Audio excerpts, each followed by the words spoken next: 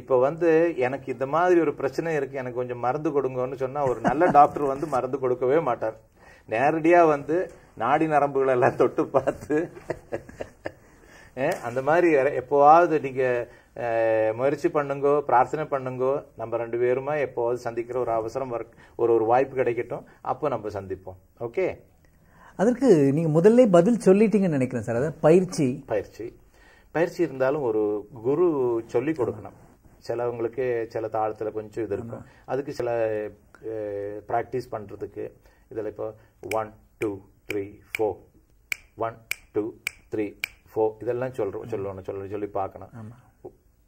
லா லா லா லா லா லா லா லா 1 2 லா 1 2 லா 1 2 லா இது இப்படி எல்லாம் சொல்லி தாளத்தை தெரிஞ்சு அது வருதான்னு பார்த்து கொஞ்சம் நாள் பயிற்சி பண்ணிட்டு வரலன்னா அப்புறம் விட்டுட வேண்டியதான். இந்த கரஸ்பாண்டன்ஸ் கோர்ஸ் எல்லாம் சரி வராது, அதெல்லாம் கிடையவே கிடையாது, அது என்கிட்ட கிடையவே கிடையாது. அடுத்த நேர் சோபனா. வணக்கம் சோபனா. ஹலோ, வணக்கம். சோபனா சொல்லுங்க. வணக்கம் டாக்டர் ஜேசுதாஸ் அவர்களே. சொல்லுங்க. எனக்கு 2 பெண் குழந்தைகள் இருக்கிறார்கள். அப்படிங்களா? அவர்களுக்கு அதாவது இங்க இருக்கிற எல்லா குழந்தைகளும் எந்த வயதில் சங்கீத அபியாசம் ஆரம்பிக்க வேணும், எப்படி நாங்கள் அவர்களை ஊக்குவிக்க வேணும் என்று நீங்கள் தயவு செய்து கூறி அவர்களை ஆசீர்வதிக்குமாறு கேட்டுக்கொள்கிறேன். முதல்ல சோபா அவர்களே, நீங்க வந்து அவங்களுக்கு திறமை இருக்குங்கிறத கொஞ்சம் நல்லபடியா பாருங்க. ஏன்னா நம்ம வந்து நமக்கு எல்லா பேரண்ட்ஸுக்கும் ஆசை இருக்கும், ஆசை பெருசு தான், நல்லதுதான்.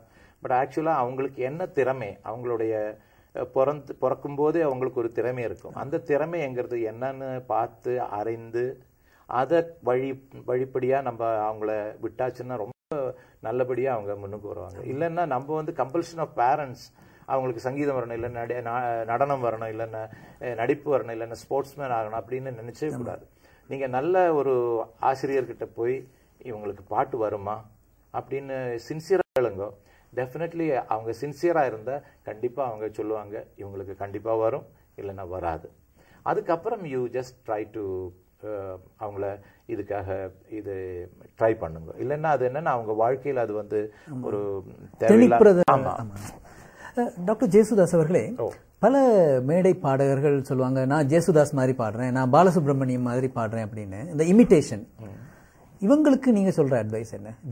ஒரு ஜேசுதாஸ் மட்டும்தான் இருக்க முடியுமா? அப்படி இல்லை. ஏன்னா இப்போ நான் கூட முகமது ரஃபி சாப் பாடுற பாட்டெல்லாம் இருந்த பாடெல்லாம் நான் பாடி ப்ராக்டிஸ் பண்ணியிருக்கேன். பட் ஆக்சுவலா நான் அவர் பாடுற மாதிரியே பாடணும்னு நான் ஆசைப்படல. என்னுடைய குரல் வளமையை வச்சுட்டு எனக்கு என்ன எப்படி வரணும் அது அந்த சாங்ஸ் கூட நான் பாடி, அதுக்கு ஒரு அனுபவம் கூட இருக்கு.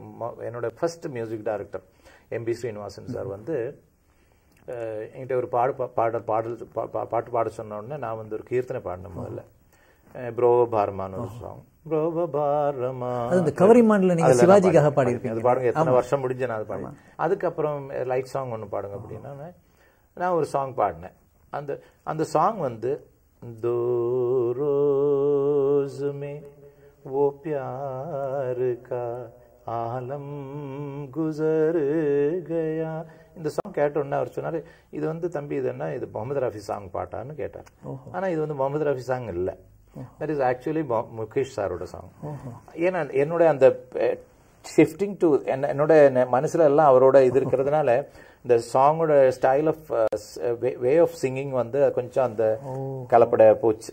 அதனால மேபி ஹி திங்ஸ். ஸோ நம்ம வந்து ஒரு ஒரு ஒரு ஐடல் வைக்கிறது நல்லதுதான். ஆனா நீங்க வந்து அந்த ஐடல் ஆகக்கூடாது. அந்த ஐடல் ஆயிடுச்சுன்னா ஹூ பாதர்ஸ் ஒரு ஷேடு, அதாவது நம்ம வந்து நிழலுக்கு யார் வேலை கொடுக்கும்? ஒரு ஆள் நேரா வர்ற ஆளை பார்க்குமா, நிழல பார்க்குமா? So you become your own. நீங்க வந்து உங்களுக்கு என்ன இருக்கோ அதுக்கு அதுல என்னென்ன பயிற்சி பண்ணி அதுல எவ்வளவு முன்னுக்கு வரணுமோ அது பண்ணணும். அப்போ you will become you. Jesudas அவர்களே, நீங்கள் ஒரு பாடகர் மட்டுமல்ல, ஒரு ஆராய்ச்சியாளர் என்று கூட நான் சொல்லக்கூடியதாக இருக்கின்றது. அதாவது உங்களது கர்நாடக சங்கீத கச்சேரி பார்த்தீங்கன்னா திடீரென்று நீங்கள் சங்கீர்ண ஜாதி திருவிடை தாளத்திலே ஒரு வர்ணத்தை பாடுவீர்கள், அதுவும் ஒன்றை இடத்திலே ஆரம்பித்து பாடுவீர்கள். இப்படி மட்டும் இல்ல ஐயா, நம்ம வந்து அதெல்லாம் பெரிய விஷயம் இல்ல. 108 தாளங்கள் வந்து கர்நாடக சங்கீதத்துல இருக்கு. அது அந்த 108ல ரொம்ப கஷ்டமான சில விஷயங்கள் இருக்கு. அதெல்லாம் நம்ம வந்து முயற்சி பண்ணி அது வந்து ஸ்டேஜில் பாடுறதுன்னு ரொம்ப கஷ்டம். ஏன்னா அது கேட்டு ரசிக்கிறதுக்கு ஆள் வேணும்.